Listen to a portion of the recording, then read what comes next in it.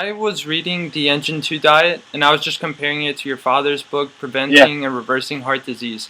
And one of the biggest, not controversies, but kind of like differences in both of your diets is that you're a little bit more lenient with the nuts and the avocados. Is there a reason you chose to include them in your diet and your father didn't, or?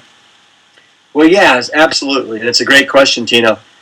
And it's one that we both get asked a lot, And I like to say that, Engine 2 is plant strong. My father's program is kind of more plant perfect. And keep in mind, he wrote that book for people that have heart disease, or really want to prevent heart disease or reverse their heart disease. But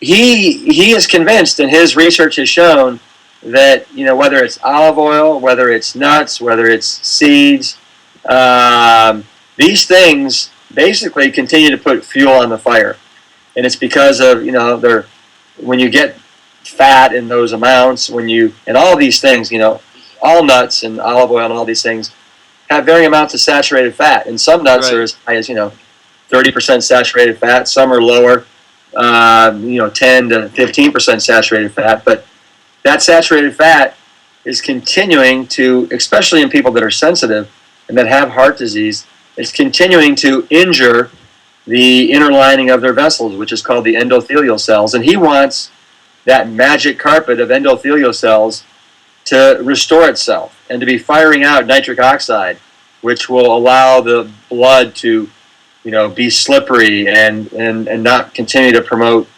plaque formations. Engine 2, we allow some nuts. We allow nut butters. We allow avocados and seeds, but we don't want people to abuse that privilege. We want you to do it in a very, what shall I say? In a discreet way. So if you're doing nuts, you don't want to do more than an ounce or two a day. If you're doing avocados, have half an avocado. If you're doing nut butters, do a spread here and there.